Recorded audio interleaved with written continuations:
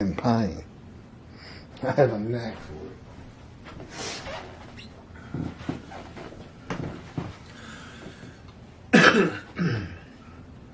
Chapter 21, part 6.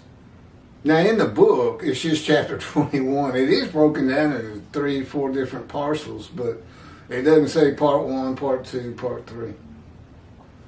The first speakers of Isaiah 53 are the witnesses of the righteous servant. In the quoted multiple verses 1 through 6, the quote begins at verse 1 and concludes at the end of verse 6.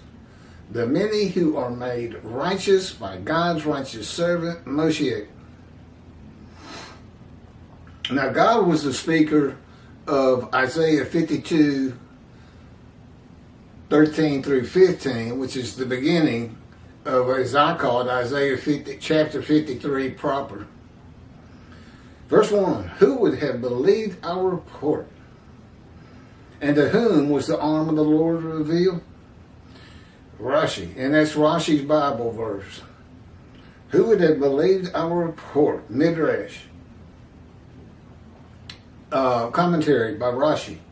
So will the nations say to one another, were we to hear from others what we see, it would be unbelievable. And that's what you should be saying about what I'm presenting you. Far and above more knowledge than has ever been revealed in Judaism, and at one time. Not over 2,000 years, or however long it's been.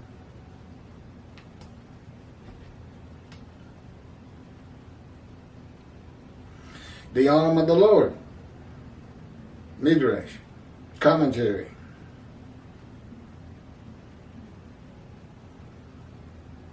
Like this, with greatness and glory, to whom was it revealed until now?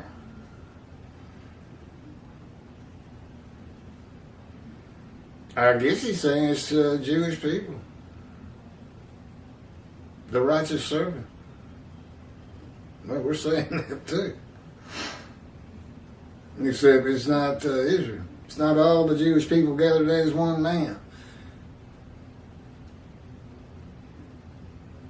Okay, here's my commentary on who can believe what we have heard, starting with a quote.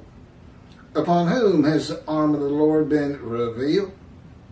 That's from the JPS 1985 translation, Hebrew to English.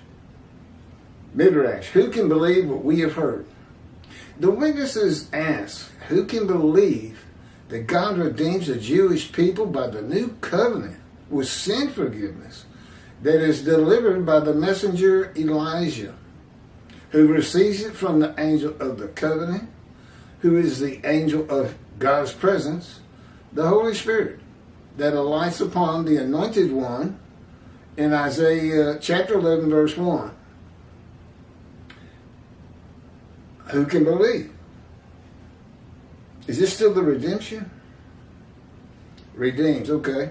Redeemed by the covenant of friendship that comes with the servant David, a shepherd, when he sanctifies Israel by having the third temple built on his holy Mount Zion, hopefully in Jerusalem, if we can find a big enough tract. I'm not that familiar with Jerusalem, never been there.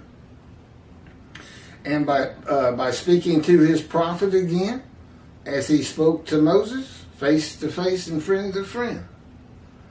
And all by and with one man the Lord calls my righteous servant. Now the first 6 verses are the witnesses. 7 through, I guess, 9. Well, we'll get to it. Are by Isaiah. And then God concludes with 11 and 12. Could be 10. God shows it. That might be Isaiah. Anyway, you have different writers.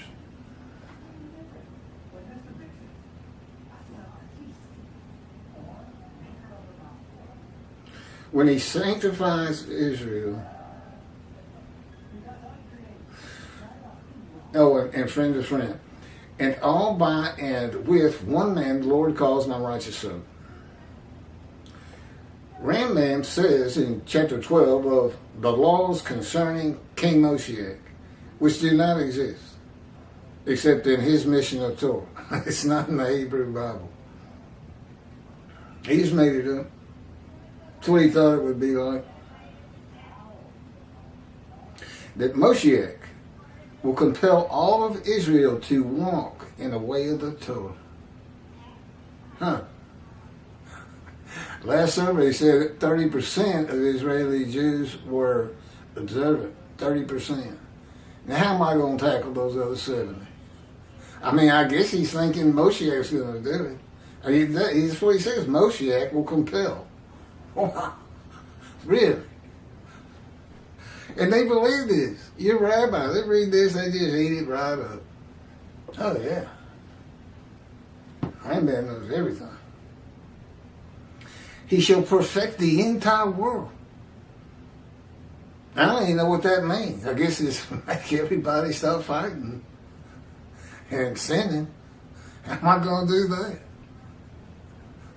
that? You got to understand, I was an atheist for 50 years, and God orchestrated that. He was with me at birth. He didn't speak to me until I was 50. And it's primarily to make my life miserable and to suffer injuries. That he had and suffer cancer. He chose to crush the righteous servant with disease. And it exposes him to death in verse 12.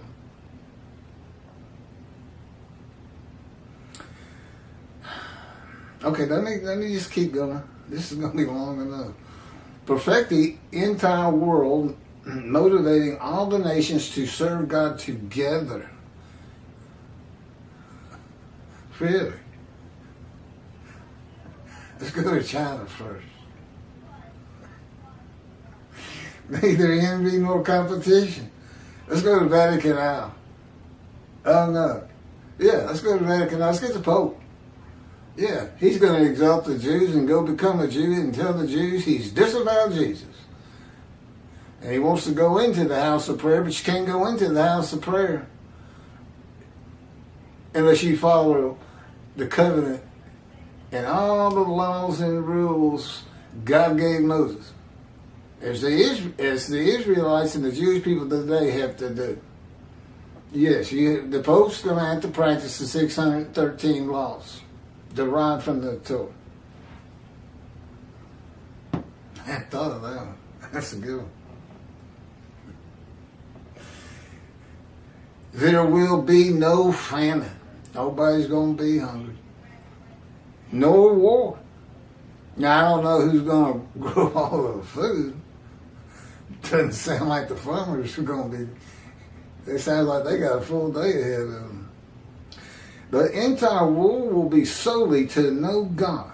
And the Jews, therefore, will be great sages and know the hidden matters with an understanding of the Creator to the full extent of human potential. And that would be me, not the Jewish people. And I'm imparting much of that knowledge on these videos. And of course, they're in God's book, and that's how I know. I could have never figured all this out. Look, I got, as I say, gut shot. I got shot through the abdomen.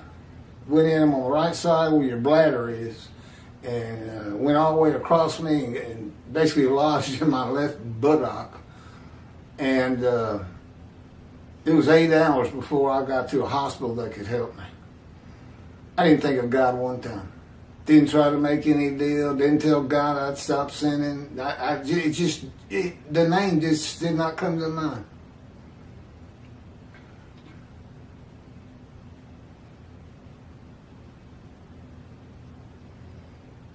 And his sanctuary, God's presence shall rest over them. And when the sanctuary abides among them forever, the nations will know that the Lord sanctifies Israel. That's what the Gentiles are going to know. Or they should. Who would believe that one man fulfills Who can believe what we have heard? I'm still on that.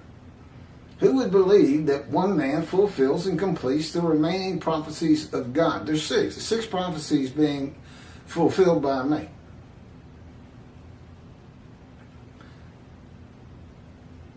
In the day of the Lord.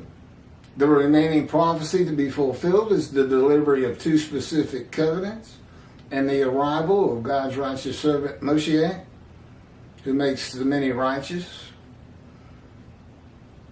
Of course, the anointed one, a shepherd, God calls my servant David.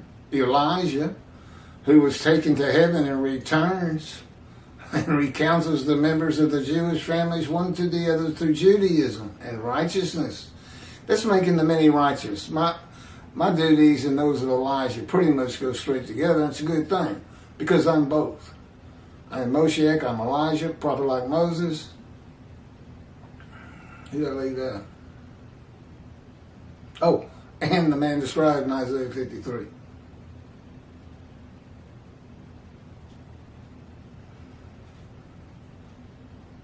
And the prophet like Moses, who wrote the Torah at the command and direction of God. The witnesses will report, and who would believe it? Not many people right now, based on the comments I get, very derogatory.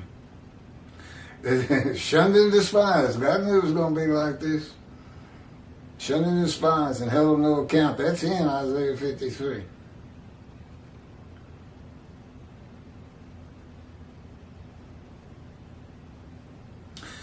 And who would believe it? That they had been told by their wise men, sages, rabbis, and theologians, that God's righteous servant of Isaiah 53, they had not been told, is a Gentile. It's possible some have, but I've never seen it in the beginning. Isaiah 63 says God comes from Adam, that is interpreted in Judaism to be Christianity or Gentile, the nations. And means he is coming from a Christian country. And of the people, Jewish people, none are with him. He comes with a Gentile. His righteous servant, Moshiach, the prophet like Moses. He's got to have a visible representation. I mean, basically, he's throughout the earth at all times. But you don't know where he is specifically, his presence, his mind, unless he's got a man. A guy. I mean, it could be a woman, but that's not how it's shaping out.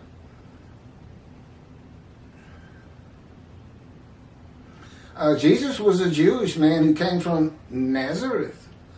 Well, the Christians say he's God. Well, if he's God, he's supposed to have come from Adam, not Nazareth. The Jewish people did not come from Adam.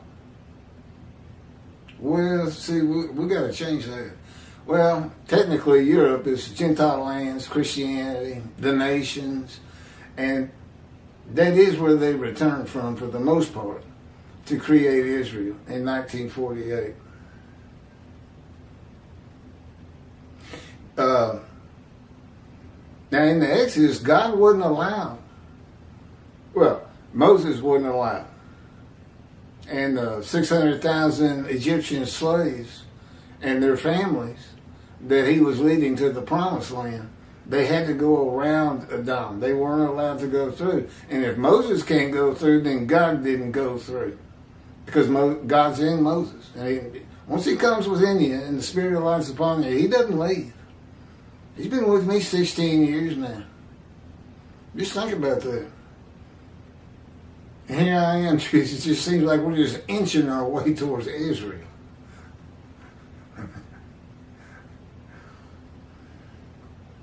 But I have total faith and devotion in this day of the Lord and what he's going to get done. And that's how 63 starts, Isaiah 63. Who is this coming from? Adam, and from their great city, Basra. The witnesses report that they had never heard that the captain of the Lord's host is a Gentile and a harbinger of God's righteous servant who is a Gentile and who becomes a host of the Lord's host, the man of divine beings, when God's Spirit alights upon him in Isaiah chapter 11, verse 1. The witnesses had never heard that the divine beings are the Holy Spirit, who is the angel. Again, who can believe what we have heard? They couldn't believe it themselves. There might be many of them right now watching these videos, thinking, I'm going to get back to synagogue, and I can't wait till the covenant of sin forgiveness goes into effect. Yeah, and be sure to go to Yom Kippur. You're only forgiven of the sins you've done today, or when this book's published. That's when it is effective. But God pretty much sees the Jewish people sin-free right now. It's just in a friendly mood. But we have to get it marketed. That was the problem with Zechariah chapter 1 that Rashi could not figure out. And he said, we have to wait for the teacher of righteousness to explain this to us. The truth of it. And I have. I have in the book and on video. And it has to do with the exiles, all 13 tribes that returned, not realizing when God forgave their sins. They just knew they were getting ready to build a temple, and a curse had been lifted against them. They had returned to Jerusalem. But they needed to know they were sin-free, and they needed to find the scroll of Isaiah. Apparently they didn't have it.